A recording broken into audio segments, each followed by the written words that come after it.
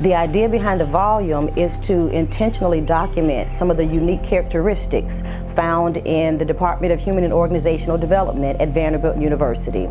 We really are trying to provide some information for individuals and other departments that are interested in implementing some of our initiatives. In terms of our department in this particular volume, we have sociologists, we have community psychologists, we have social psychologists, and each person is bringing a unique skill set. And so we have this very unique interdisciplinary focus that we're trying to bring to bear on a variety of questions, a variety of social problems that we're tackling. Our department is very unique in terms of its programmatic offerings. In addition to a very strong undergraduate emphasis, we have several master's programs. The CDA program, Community Development and Action, our HDC program, Human Development Counseling, as well as our PhD program. The acronym for that program is CRA, or Community Research and Action. And each of these programs focuses on human development, human wellness, either in an organizational or community context.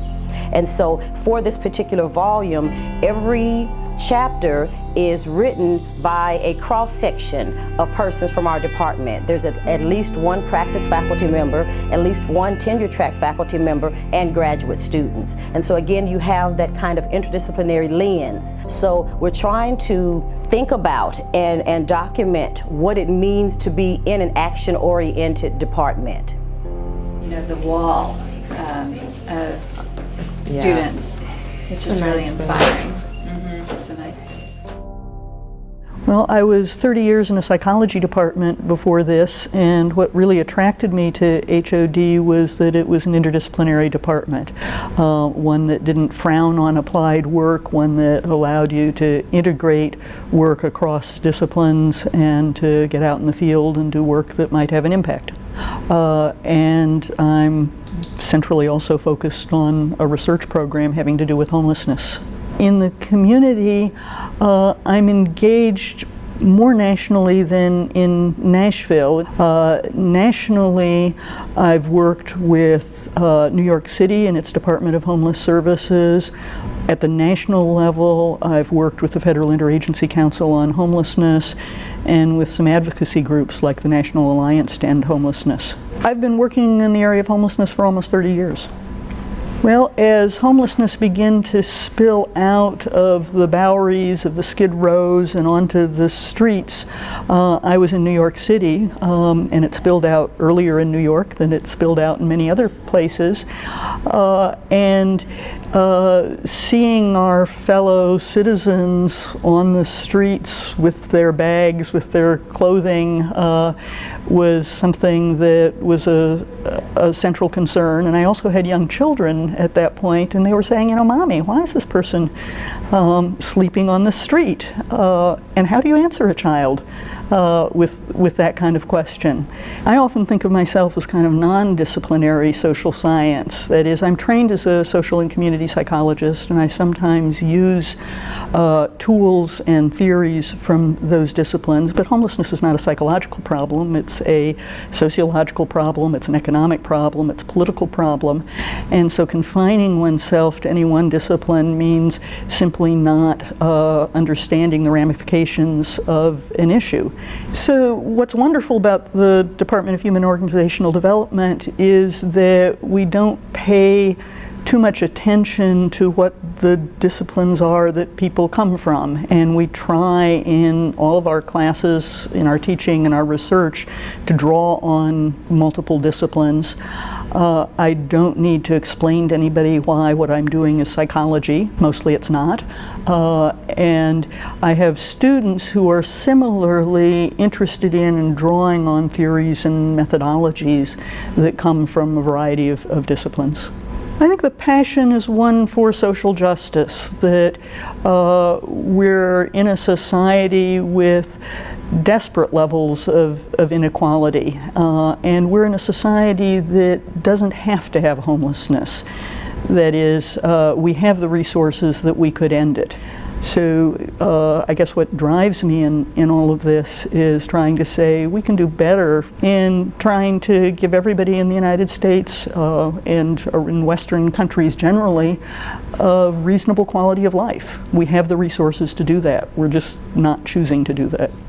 My name is KARWAN ABDULKADER. My position here is that I'm the crisis specialist. I've been here at OASIS a little over 4 years at the shelter. OASIS as a whole, the agency, I've probably done this, I'm trying to think, a little over 7 years probably, if not more, yeah. I sort of man the hub, if you want to say. The kids go to school from 8 to noon, so I'm here behind the scenes. A lot of the paperwork, the database, making sure interviews are done with the families and the team, the initial contact, referrals, crisis lines, and then act the fool with the kids when they do come back. So I came up through OASIS. With that being said, I sort of got my help through OASIS. I think I relate to a lot of the teens that come through the program. I got my help in my 20s. Through that, I was referred to another program. I've always loved working with teens in general. I feel like I'm still a teen at heart, despite my age. I'm very young at heart. So through that, been here for so long. I've done almost every position here you can think of it. Learning center, the teaching assistant position. I've done residential counseling. I've done outreach at the other building. I've done preventions, and now currently the crisis specialist. Got my degree in human relations. And that's that, yeah. So done a little bit of everything here at OASIS as a whole. Society can definitely help to have more places like OASIS, absolutely, by having a facility like OASIS.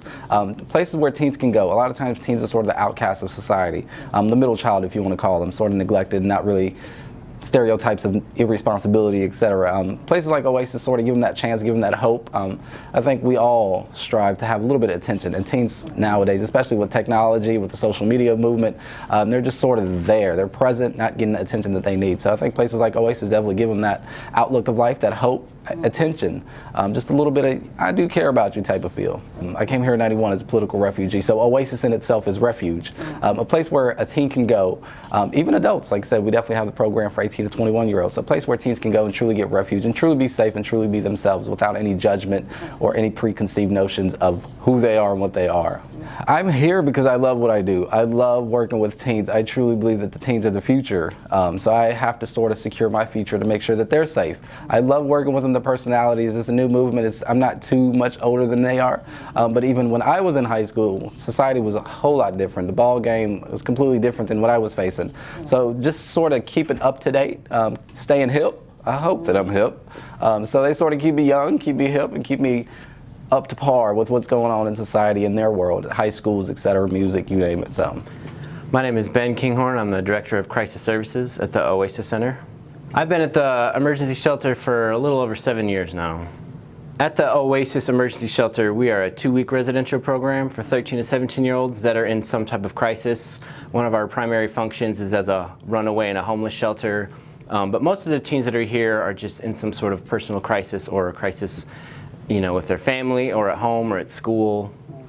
And so we serve as a safe place for them to come in here and participate in the therapeutic program. The programs that we have in the shelter to help teens in crisis is, first, we provide them with counseling. Okay. They have an individual counselor that they work with 3 times a week, and the counselor's just really there to help listen to the teen. While they're here, they also participate in our learning center. We have our own learning center over at the main building, the Youth Opportunity Center, and we coordinate with all the different schools the teens go to in terms of getting their own schoolwork while they're here. And then we also do a multi-family group on Wednesday nights where all the parents of the residents actually come in and participate in a big family group session. Until I had gone through the HDC program, I didn't recognize that a lot of our stuff in the policy and procedure manual, it looks like somebody that graduated from the HDC program or even HOD program had something to do with that, because it's very strength-based, very relationship-oriented. We strongly believe that just the first step of working with young people is building that relationship, letting them know that there's a caring adult that's in their life. Vanderbilt is also very client-centered and very on point with the strengths-based approach of seeing the clients where they're at, helping them feel comfortable, getting to know you, who you are as a person and your genuine and authentic self, and then from that relationship addressing some of the issues that are going on. So we have several staff people here that have graduated from the HDC program. or even HOD program. We get at least 1 or 2 undergrad HOD interns here a semester, and they're always our best interns that we get here. They're very high caliber. I worked here full time when I was in the HTC program, and it was very fluid coming from here and going there and going there and coming back here, because just the philosophy of working with teens and the philosophy of working with clients over there just really seemed to mesh really well together. Well, one of the great tools that HTC taught me was just looking through things in such a variety of lenses, because the teens that we work with, about the only thing that stays the same here is that they're 13 to 17. That's about the only thing that stays the same. Every teen that comes through here doesn't have just the same issue like depression or anxiety or another type of mental health disorder. My passion is just working with young people that need a caring, supportive adult in their life to kind of help them through it. I feel like there's plenty of stories about adults that are successful, and 9 times out of 10, if you ask them why they're successful, they're going to say that there was somebody in their life when they were younger that helped them bridge that gap. And so I like working with young people because they still have that ability to make positive changes in their lives, and they still have that room for growth. And I like to be that person that helps them see that they can do it, and be that person for them to be successful when they're older.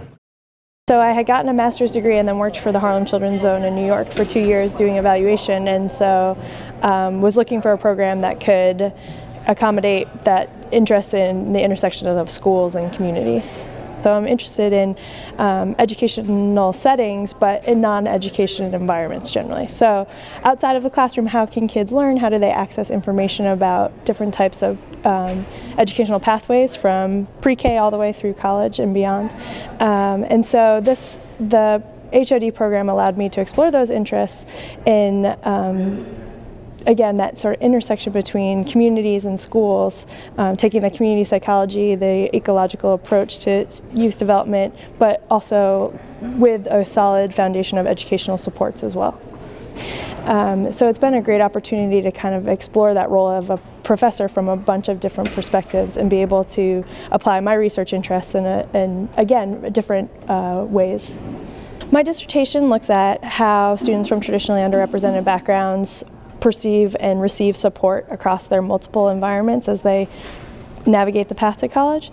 And so I've actually been able to take some of the research that I've done, the preliminary work for it, and report that back both to the some after school and school-based settings through some direct partnership work. I think HOD has afforded me the opportunity to be able to really bridge the worlds in a way that feels like there's some practical application.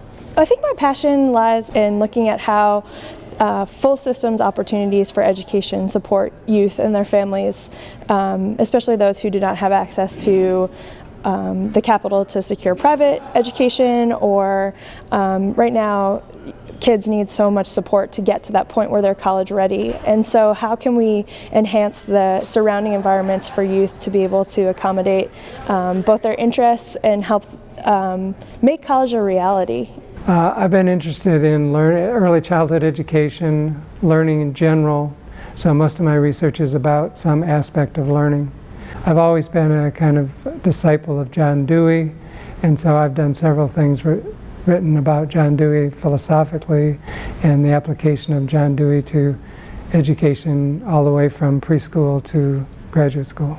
Yeah, I was approached by some of the people that were writing different chapters with the idea that since I'd kind of provided the philosophical foundation for the original program, and that had held up through the years as a central piece of HOD on all different levels, that maybe I would put together a chapter that had picked out some important philosophical pieces, theoretical pieces, that they could kind of call back on in their chapters, maybe without having to explain it all. What I feel Deweyism is, at least the central feature of it, is an interest in both theory and practice, and feeling that either just theory or just practice is not useful knowledge. I think the biggest benefit of HOD for the students is the foundation in both theory and practice. And I think we're misunderstood sometimes as being more practice-oriented than we are.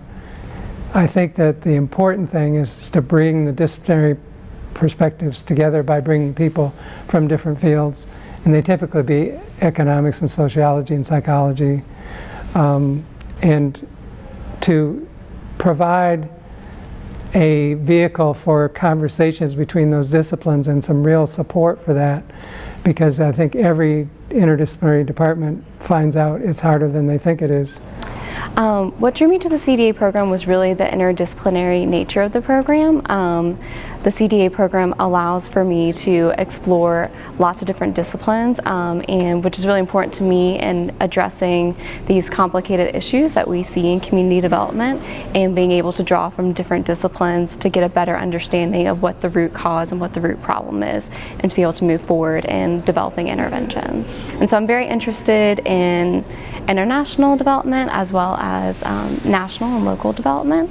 We have so many great faculty and so many great opportunities to learn from different people and to draw from different disciplines.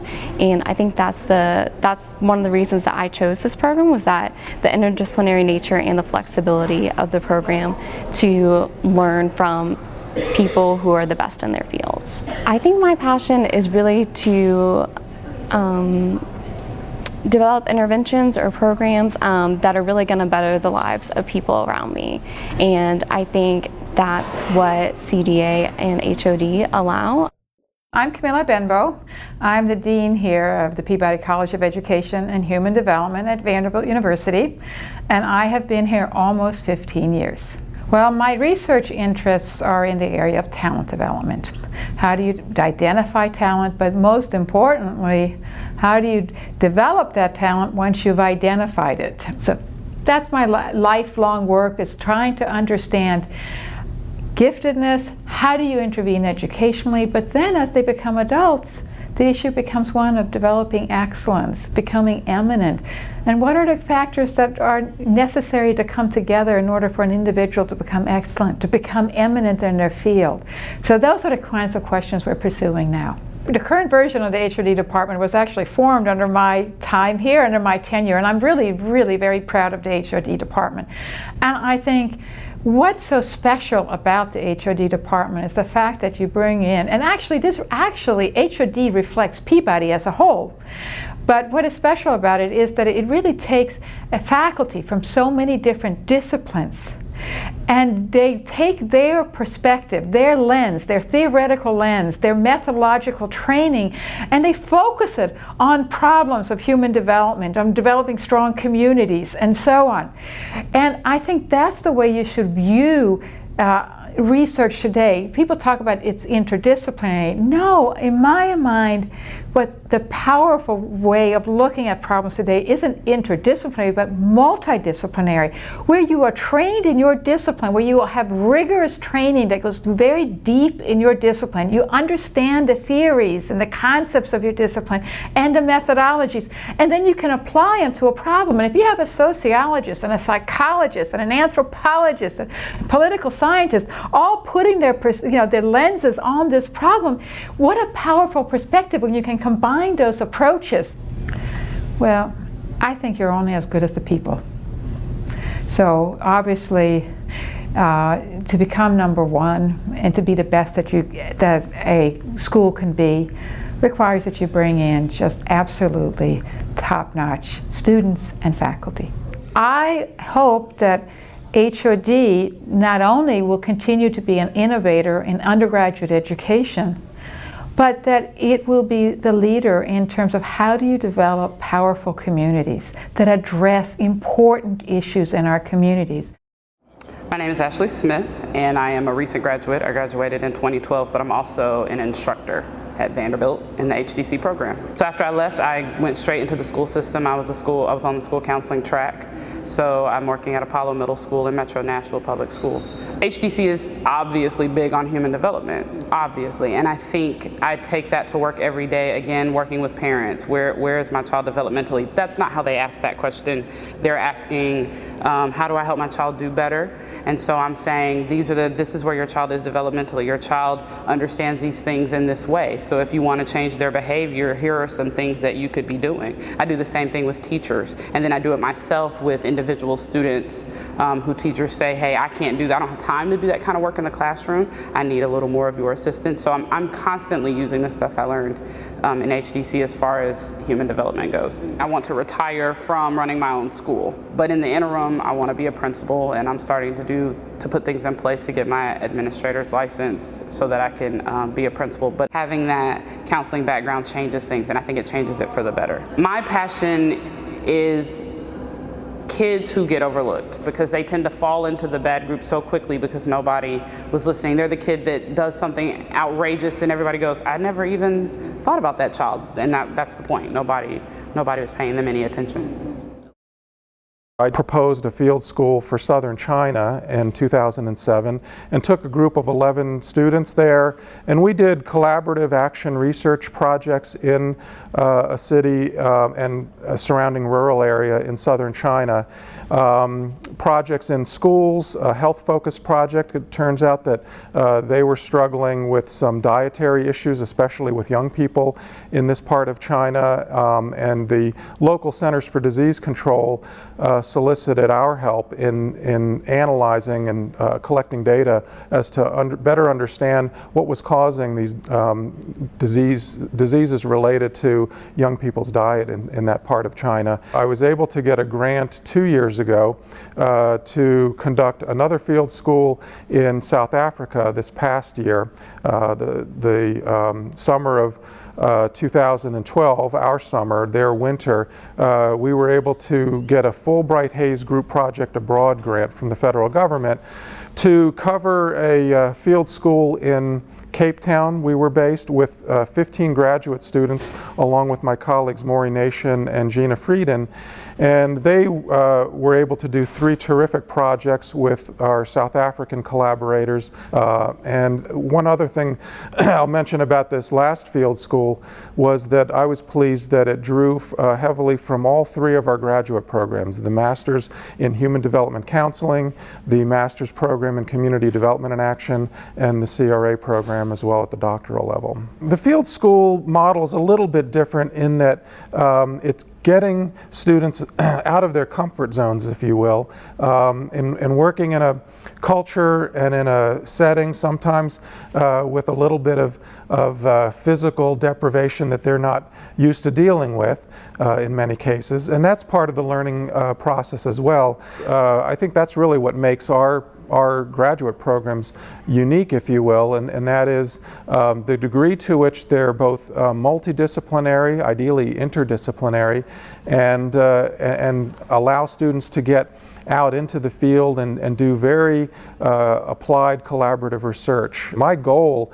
I wouldn't say that we've reached that, although I think we are an exemplar of doing applied, action-oriented, interdisciplinary work. My goal is to go beyond being interdisciplinary toward becoming more what people call transdisciplinary. That's where you're not only bringing your own disciplinary perspective and experience and training to a collaborative project.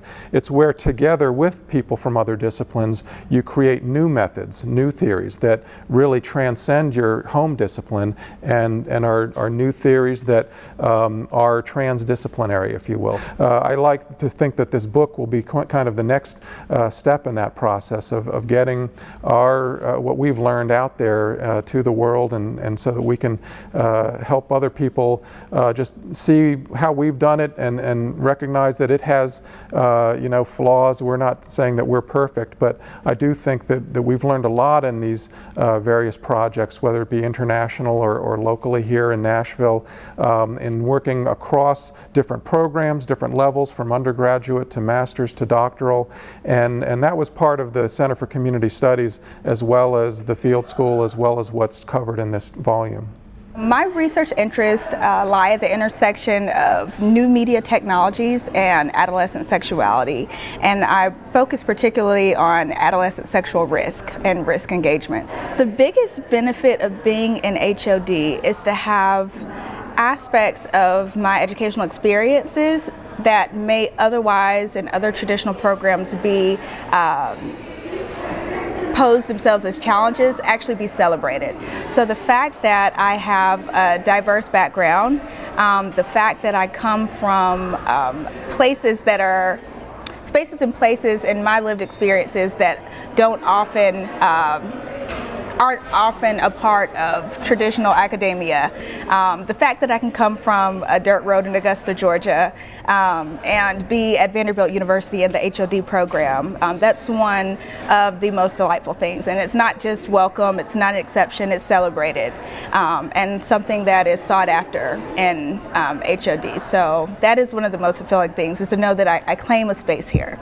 My passion is really in the development of youth. I have 3 kids, and so that is the first area or space in my life that I'm obviously developing youth, but I just see a real potential to change the world in really great ways in the way our youth are coming up and in helping to improve and shape their environment so that they can thrive. I see that as being one of the greatest areas of potential for the good of society. So that's where my passion is, that's where my work will align. Yeah, I could see a body of work, a life's work being in helping to develop the lives of youth. You know, I think that the work that we do as counselors anymore really is interdisciplinary, because at agencies and school settings we're working with a variety of people. So for example, in the schools, a school counselor might be working with the principal, they might be engaging with teachers, they're coming from different professional stances about what they see as important in the work that they're doing. In a clinical setting, you're working with psychiatrists, psychologists, social workers, program evaluators, coordinators, staff, directors, people coming from organizational settings all the way to medical model settings. And so I think one of the things I've learned through this role is how important it is to advocate for what we do in the field and the professional identity of being a good counselor educator, and how that interfaces with other professional roles in mental health. You know, I have said this, and I really believe that one of the biggest benefits of working in HOD has been the collaborative nature of the department, the respect afforded to people in this department just in a collegial way, but also in just being helpful, maybe by the nature of what we do in this department. I am one of the co-authors on that on the HOD book chapter with Andy and with Nina Martin and with one of our students, Bethany Pittman. And when we were sitting around pitching ideas and thinking about how we might put together this chapter, Andy suggested looking at it through a developmental focus. He and I often talk about that. We both teach developmental classes in our curriculum. And one of the things that was instrumental, I think, for both of us was coming into the program around the idea that applications of development in classroom settings, in school settings, in clinical settings can come to life if you train it around if you train with the idea that you can use this in practice. My passion and the way I think about that is trying to connect meaning making in the work that I do, particularly around adult development, with organizational work and classroom settings. And so I look a lot at how to think about strategies and applications in my clinical work of helping people develop their fullest potential, to become better critical thinkers, to incorporate interpersonal competencies in a way that really influences organizational learning and systems change. My name is Jay Tift. I'm a 2012 graduate of the Human Development Counseling Program with focus in clinical mental health counseling. Current position, I am a staff therapist at the Vanderbilt University Psychological and Counseling Center. So the benefits I think I really got from being in HDC was the rigor of the program, the rigor of the courses. Having now worked with people from doctoral programs and a range of different master's level programs. I feel very comfortable that my training is on par, if not well above, a lot of the people that I've encountered. And so knowing that and going into this field and having the moments of, wow, I know what I'm talking about, is a really amazing thing, and HDC has given that to me. I think also having the background in a developmental approach, and a multicultural approach, really has helped me to view mental health both from a diagnostic standpoint, but also from a wellness and preventionary standpoint, which I think has a lot of benefits to it, and I think that people come from other programs don't have that view as much. I have aspirations for state, regional, and national leadership within the field of counseling, so pursuing those sort of opportunities. I'm very interested in teaching at the graduate level, so my passion, I would say first and foremost, is in this in a way sounds generic, but for people. I think it's a real privilege to have the opportunity to sit with people as they're working through their stuff, whatever that may be. Whether that is homesickness or significant anxiety disorder, you know, whether that is suicidal ideation or fighting with their boyfriend or girlfriend. Having that opportunity to sit with someone and share even for a moment in their world, it's a special thing, and it's hard to even define. So that ability to do that, I think, is my main passion. Currently in the Department of HOD, my work primarily focuses on undergraduate teaching, and I teach a long-time course here in health service delivery to diverse populations and team teach it with Lee Gilchrist. My second area of interest has really evolved in the past 20 years around service learning and the work of partnerships of universities and communities and how they can engage with one another and build capacity for each other and contribute to the education and learning.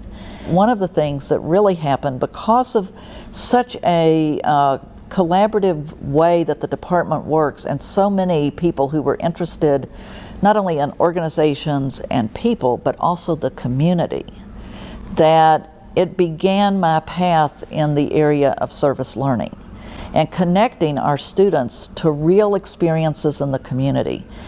And I think that this was my own framing as an educator in John Dewey, but I also know that our department has a very huge framing around Deweyism.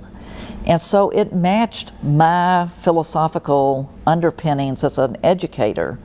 And I always remember the quote, "Fling wide open the doors of the university and open the windows," that our learning experience is also outside the classroom. And this was a place that could thrive. The one that I have worked most on in the HOD book has been the chapter on field schools. And it was an interesting chapter for me to help develop because I did a field school model, but it wasn't really considered a field school by the department. And so the work that I did was in Gallup, New Mexico, and on the Navajo Reservation.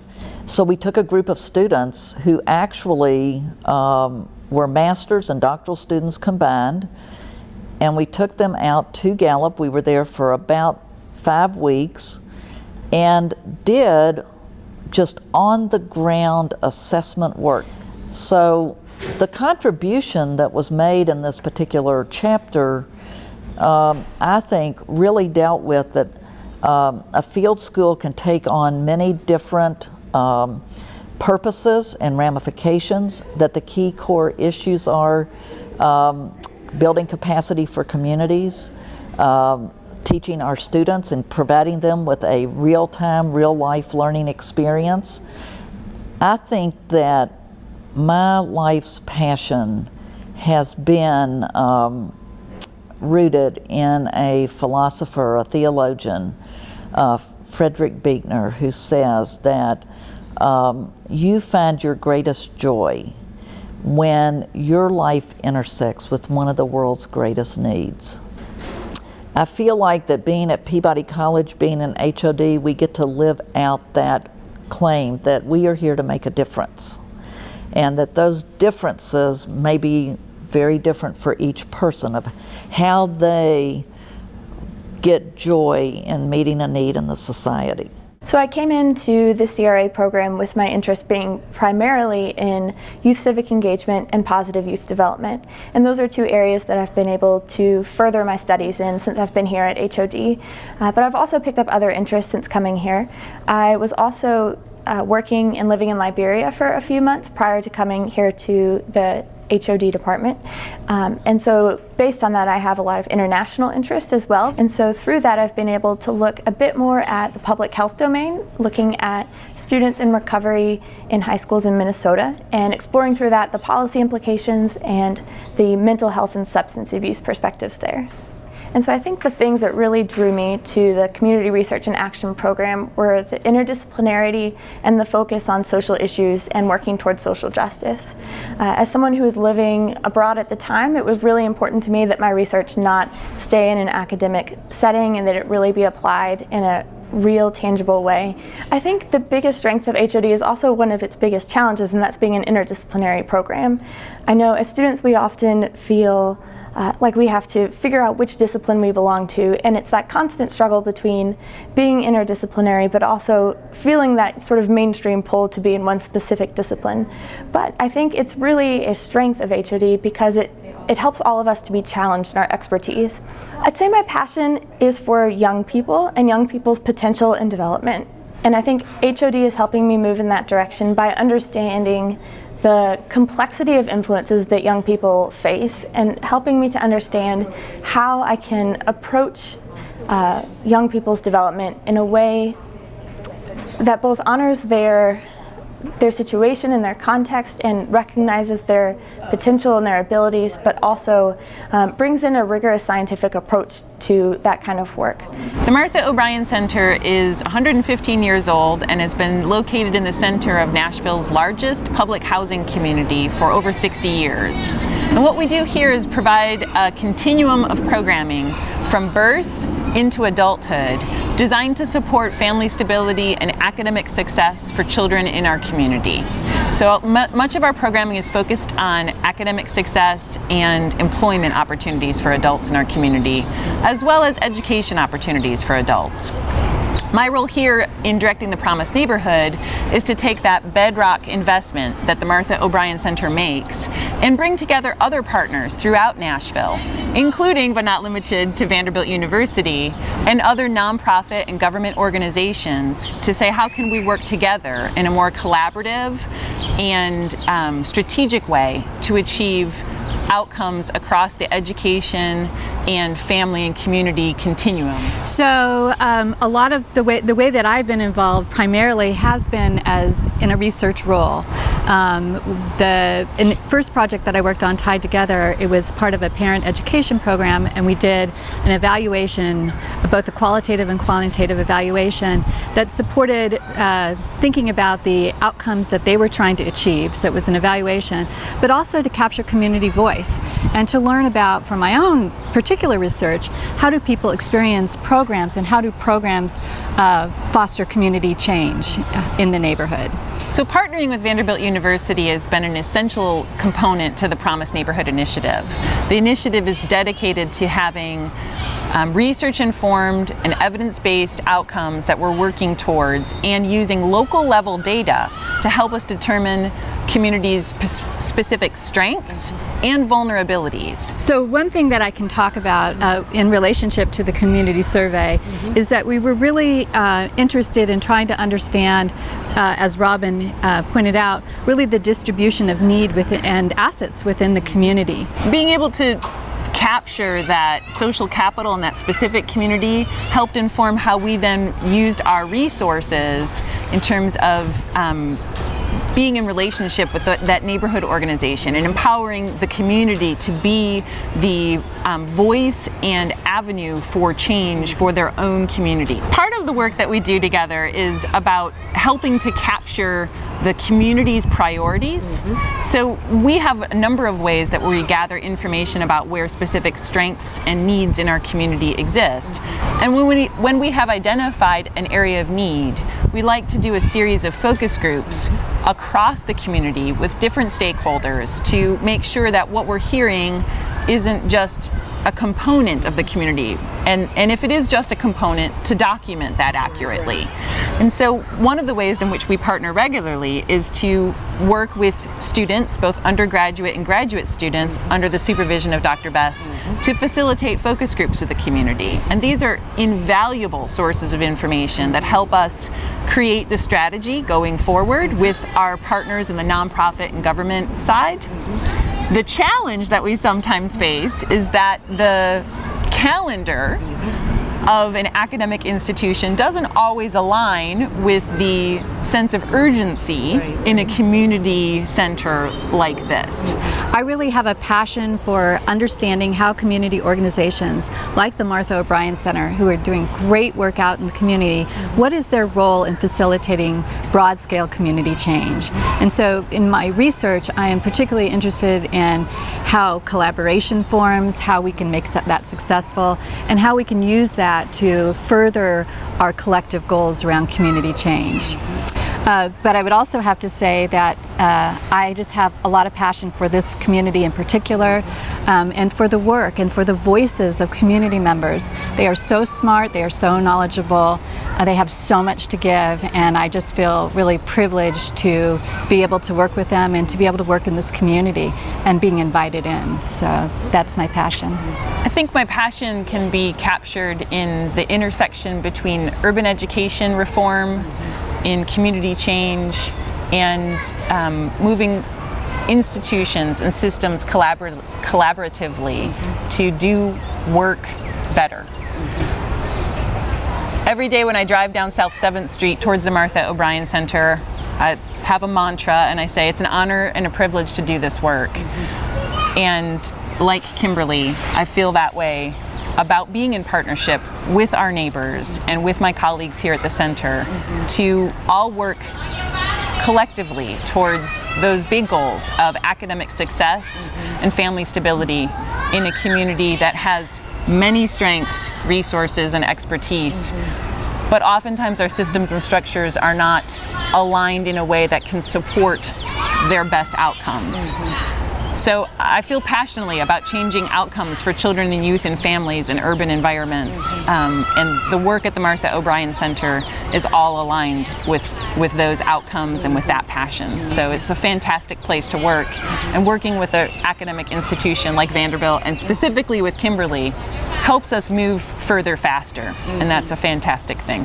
The challenge of changing the way systems and structures socially make it difficult for outcomes for children, youth, and families change begins by documenting where we are now accurately. Moving beyond the individual story of a single mother and 4 children under the age of 10, and documenting the community's capacity and strength and priorities, while also saying these systems and structures are impeding our collective process. Tied Together is a parent education program with its strength-based, where we don't look at our parents as having any deficits. We definitely believe that parents are the experts on their children, and we just want to support them as best we can and bring some information to them in regards to safe sleep and just brain development at different ages and stages and just things of that sort. So it's a 10-week parent education program, and we think of our program as just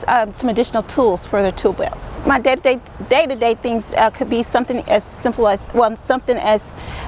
doing some data entry into our computer system here, as well as just being a support for the families themselves. Either making sure that they get into their appointments if they need, or helping them to problem solve that. So some case management, as well as facilitating the parent education classes on Saturdays when we have class in session. So this community is very rich.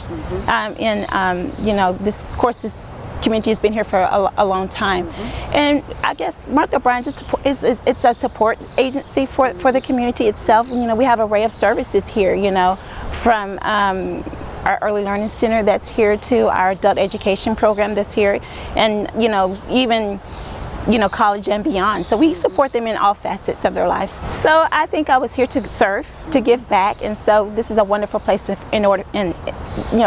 wonderful place for me to do that, just to serve, in whatever capacity that is. So that's where my passions lie. I chose to come to the Community Research and Action Program because a more traditional discipline-based program really didn't work for me, because I was interested in the intersection of health and social science, because I wanted to look at how these different issues sort of combined and affected vulnerable populations. The more I learned about the criminal justice system, the more I realized that it is racist in nature, and that it disenfranchises and affects certain populations differently. And so when I went to graduate school at the City University of New York, I started working at the Vera Institute, and I was working on a project that looked at sort of that intersection of health and incarceration. I would say that my passion is really related to policy change around specifically the war on drugs. And so that's really what drives me. And I think that I am interested in that. And the reason that I take this sort of health approach is because I think it's something that people really listen to. If you can show the effect on well-being and health, then it's something that can really translate and can talk to people and can really drive policy change. My research interests have been primarily in studying faith-based community development and religious organizational development. And primarily that has been studying inter-religious organizations. Several years ago, about 30 minutes away from the Vanderbilt campus, there was public protest and outrage over a new Islamic center that was going to be built in Murfreesboro, Tennessee. And several of us started to pay attention to that issue, started to follow it in the media, and started to think about ways that that issue might connect to our interests in the HOD department and how we might be able to examine that issue and contribute to helping in that issue. I came to HOD first of all because I really liked the focus in the department on social justice. And I found a lot of my own personal interests connecting to that idea of human and community well-being and social justice. My passion, I have several passions. First, I have a passion for teaching, for working with students, working in that process of shaping young minds, helping students, young people to develop their own voice and to develop their own careers and passions and ideas about themselves and the world around them. My work all along, back when I was a community psychologist interested in early childhood education, my interdisciplinary work was developmental psychology, educational psychology, cultural psychology, because we were working with low-income children from various cultures. In the HOD book, I'm working on 2 chapters. One chapter was mostly the result of the past 25 years of teaching of ethics I've been doing at Peabody. I had a number of takes on what professional ethics and ethics ought to be like, and I have labeled my theory of ethics the ethics of human development and community, suggesting that what our ethical task ought to be is to promote the human development of people and to promote community environments. And that is the basis for the ethical teaching I've been doing in the HOD undergraduate program since the 1980s.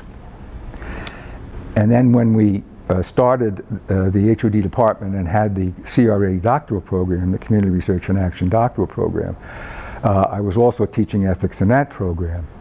And along the way, the kind of teaching I do, I make sure I learn a lot from what my students know. So I've learned a lot from my students about ethics. So I had my own initial take on ethics and the take that my students have given to me, and I've tried to put that together in a pretty succinct form, and described it as the ethical position or outlook of the department. which is maybe a little bit of a stretch in claiming that, but on the other hand, I had gotten so much of it from my students and colleagues, I think I could claim that a lot of what this theory was all about came from the department. So that's the ethics chapter. The other chapter kind of picks up on my interest in religion. 3 years ago, a doctoral student entered the program from the Divinity School, Mark McCormack. In his case, he is a member of the Methodist Church, so we had conversations about how Methodist and Catholic takes on the church as an institution might inform each other or relate to each other. And 2 years ago, we recruited a student by the name of Hasina Mohudin, who is a Muslim, a practicing Muslim, very, very active in the Muslim community here in Nashville. Also has a bachelor's degree in economics from Yale and an MBA from Vanderbilt, in addition to being a Muslim, and now one of our doctoral students. We were all three interested in the church as an institution. So we're in the process of studying interfaith organizations across the country, and this chapter will be an attempt to put together our conceptualization and initial research findings. And the twist on our doing that is that the three of us, and as well as a fourth author, Linda Isaacs, of that chapter, looked at each other and said, hey, we're an interfaith group.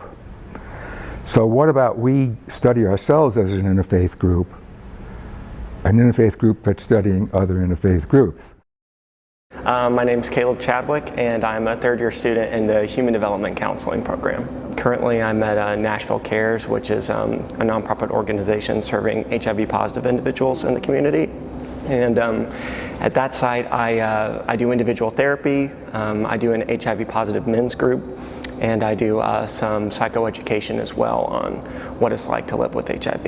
I think some of the most germane experiences that I've had in terms of my practice as a counselor has been really just the specific clinical training that we get in terms of theories and practice, the practicum courses that we get, the internship courses that we get, and the one-on-one supervision that we get from our faculty supervisors, as well as the structure that they instill in our experiences on site as well, has really been formative in terms of developing into a professional counselor. I think one of the biggest things that's been helpful from HDC in approaching my HIV work in particular is really preparing me to work with a highly diverse population, highly diverse in terms of gender identity, sexual orientation, race, ethnicity, socioeconomic status. That's fundamental to our approach to counseling here in HDC. And I actually just about a week ago turned in my last application to doctoral programs in counseling psychology. So that's on the horizon. And that's really to help me pursue some professional goals that really formed while I was in this program. And that has to do with conducting research, particularly research that's devoted towards helping practitioners provide competent and compassionate care to folks who identify as LGBT or HIV positive. My passion's really, I guess, what brought me here. That's broadly speaking, pursuit of social justice. And that's really manifested in all of my professional endeavors, in research, using research as a tool for advocacy, in practice, keeping in mind all of those cultural and socio-political issues that might have a negative impact on wellness. And yeah, it's really manifested in all aspects of my professional identity, and that's what I live for. The HOD internship is a very unique program. It's operates from a different model than a traditional internship. A traditional internship, the student goes into the workplace and they learn the business of the organization from the masters that are their supervisors inside the organization. The HOD internship is a capstone internship, and its purpose is to provide a learning laboratory inside an organization for the students to actually pull together the theories, the concepts, the tools, the techniques that they've learned in earlier coursework, and actually see how they can use those in the pursuit of organizational development. The curriculum for the internship has the students moving through the action research model. So they go into the organization, they do the work of the organization as any employee would do, but they're also looking at organizational problem solving and how to make organizations more effective. All of the projects that our students do have to add value to the organization. So they're not academic projects, they're workplace projects. One of the really attractive features of HOD, and what really brought me from the corporate world into the HOD department, was the multidisciplinary role that I could play there. Organizational development is a multidisciplinary field. It brings in theories from sociology, from psychology, from the business world. And what we do in the internship is we bring all of those theories together and we show how all those theories inform life and they inform the real world, and that, you know, by looking at things through multiple lenses, you have a better chance of actually understanding what's going on than by a single siloed discipline. And so an action research basically came out of the psychology world and has been applied in the field of organizational development as a method of involving the organization itself and using the organizational data to come to a shared understanding of what the issues are and move into a shared problem-solving process to ensure that not only will you solve the problem, but people will be invested in that solution, and it's going to move the organization forward in a more effective way. For me, I have a great passion in organizational problem solving, and I wanted to make sure that the students could actually take what they were learning in the classroom and apply it in an effective way to make organizations perform more effectively, to make them better places for people to work, to make them the kind of place that brings out the passion in each individual inside the organization, that brings their talent to the forefront. My name is Susie Turner, and I'm presently the principal at Watt Hardison Elementary. I've been here for about 5 years now. This is my 5th year here at Watt Hardison. I've been a principal for 21 years. A couple of years ago, I started working with Fizzy's Lunch Lab with PBS, and we were, in the past year and a half, looking to find a school where we could do an implementation of the Fizzy's Lunch Lab webisodes from PBS, and to really work on health and nutrition issues in a school, because we think that schools are change agents in communities. Our school became involved with the Fizzy's Lunch Lab back in the summers because we were contacted by our coordinated school health, which is Sarah Mitchell, with our school system. And then we kind of got connected up with Vanderbilt, and it has been wonderful. If you stand in there in the mornings and watch the kids, you can see immediately, once that we started this task force, and I got the idea this summer, I thought, okay, we need to get these children outside on the track. We were very fortunate, year before last, I think it was, that Coordinated School Health put the track in for us. We didn't even have to pay for that, so they did that. And so the task force has been very supportive and behind all the endeavors and things that we've been wanting to try. Well, in the mornings, if you go in there and watch the kids, their first question is, Ms. Turner, who walks the track today? They want to know what grade levels get to go out, because we can't do the entire school on any one day because it would be disastrous out there. So we divide them half on Monday, Wednesday, half on Tuesday, Thursday, and then they alternate Fridays. And the kids have just, they love it. I mean, we try to go straight from breakfast, and then they go on out there. They've already had breakfast at home. They get to go straight to the track. So the more you get the community involved and you get the kids to see, some of the things that go on and how you can incorporate that with your community. And I think a school is the community. I think that it's very important that we're part of the community. One of the things that I really noticed is when we first started our project, the school was really inviting to our work from Vanderbilt. We were up here when they opened school, and we had information and handouts, and we paired with the teachers to talk to parents about this initiative.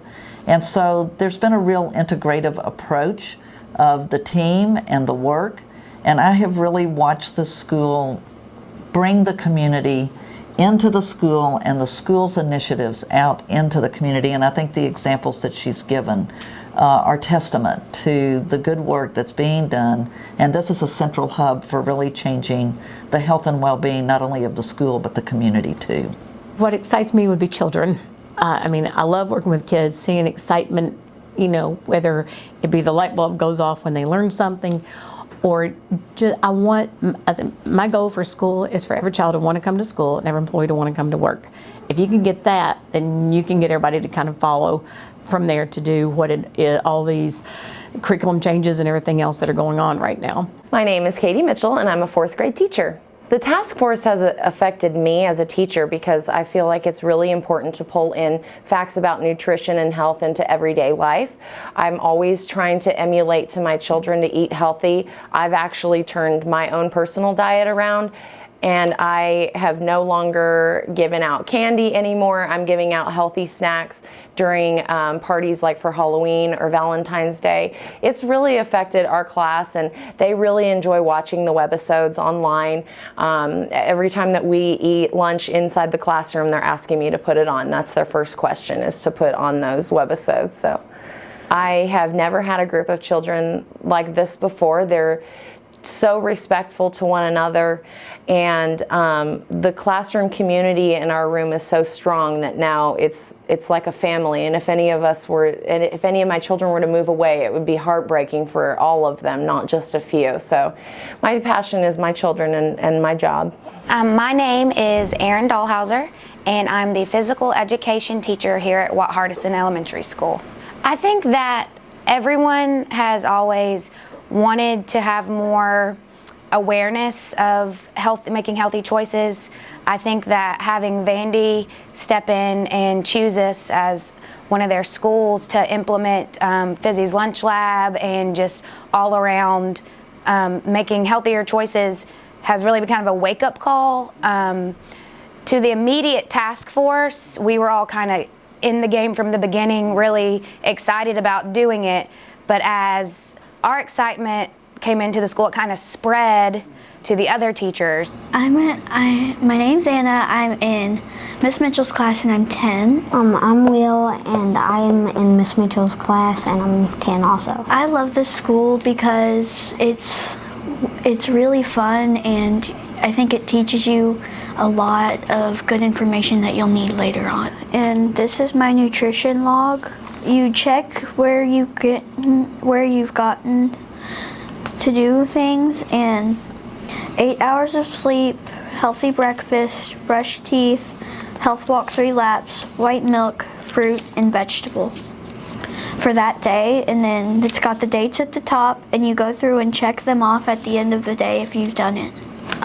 This is like the mileage club.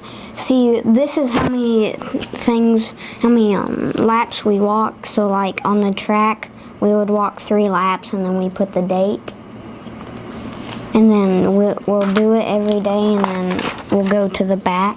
I feel healthier because the food in the cafeteria, and it's healthier for you, and everything that our teachers try to do for us, like trying to get us out for recess, it helps us get a break, and we're able to rest our brains, and just that's what makes me feel healthier.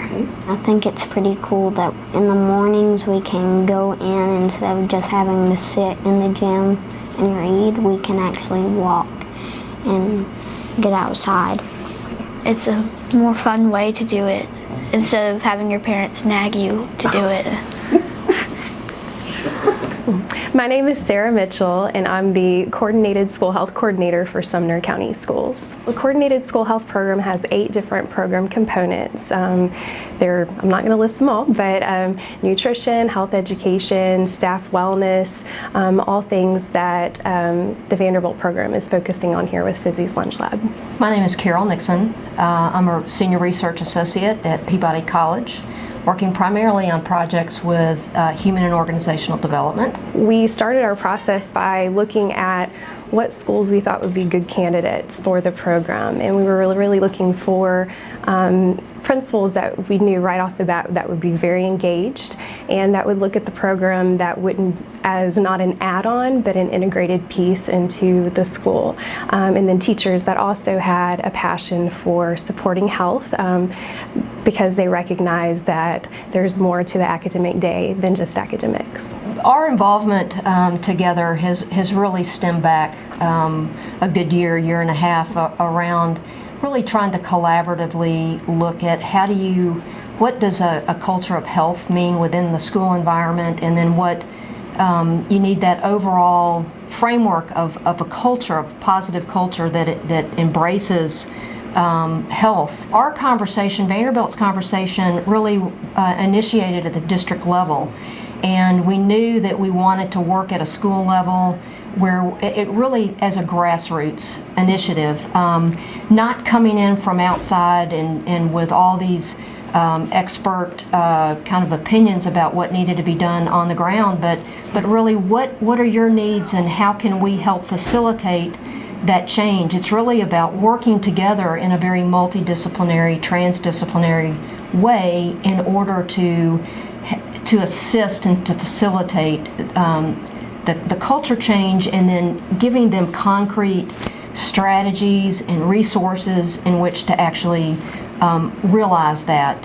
The relevancy piece that I like so much about this program has been the data notebooks, because as an adult I primarily worked in clinical nutrition settings, and one of the things we really work with patients about, when we're counseling them with therapeutic diets. I'm a registered dietitian, and we have them log and track and monitor maybe their intake or their activity, and those are real life skills that they can take with them and reflect and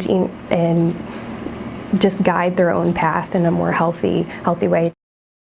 One of the things that I have started to work on is I've been pulled in for kind of both of my expertise in terms of nutrition and counseling with a PBS funded project called Lunch Lab.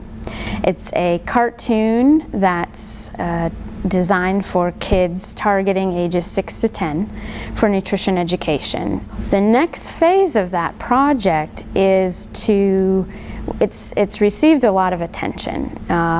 It was nominated for an Emmy, and we know that 6.5 million web page views have occurred, which is really exciting, but as part of our role as researchers and educators, we're very interested in evaluating it. So not just is it something that kids respond to and get excited about, and maybe even learn nutrition education, but to what extent could it create behavior change? So I was involved in one of the chapters of this book, and bringing folks together who are intimately involved in the field experiences in the department, particularly the capstone internship at both the undergraduate level and the master's level. So we work and we partner with all of the mental health professions in the services that we provide clients. There's an excitement because of the multidisciplinary nature of the department. There's an excitement around coming together and sharing the different perspectives from our different training backgrounds. And so I think for me it's a tremendous benefit to be able to think in new and very creative ways. My passion I would describe as working with groups and individuals towards their definitions of higher functioning, in particularly the movement towards greater wellness and well-being in their lives. And what's exciting to me and what drives much of my passion is that it's not an end state, it's a process. I think what brought me to the program was that really early on I became aware, in high school actually, I became aware that there that people were creating or constructing these conversations about knowledge. And I think the first time that I started to challenge them and realize that they didn't apply to me, then I was just like, well, who says? And if you can say, why can't I say? So that made me kind of curious about who decides the canon and who decides what's important and how is knowledge created, and the fact that knowledge is created altogether. My area of research and interests have to do with ethnic identity development among sub-Saharan African refugee populations resettled in the U.S. Broadly, I'm interested in how schools can operate as vehicles for social change, but in order to do that, I feel that schools need to be able to educate students about power and what power is and how to recognize it and navigate it. My passion is for, I guess for lack of a better term, speaking truth to power. When you're operating in life unaware of what you recognize and feel pressure, but you don't know what it is or what to call it or how to respond to it, it's a really confusing experience. But once you realize there's a system here, there's a structure, it's almost like a breath of fresh air. And I really want to bring that experience, whatever it looks like, for other people, to other people. So in HOD, we're actually trying to correlate theory and practice. We're also trying to provide a variety of teaching and learning experiences to educate, equip, and empower our students. In this volume, as well as in our department, we're clearly engaged in research, we're clearly engaged in teaching, and clearly engaged in service. And so our goal is to intentionally and thoughtfully provide documentation of those processes.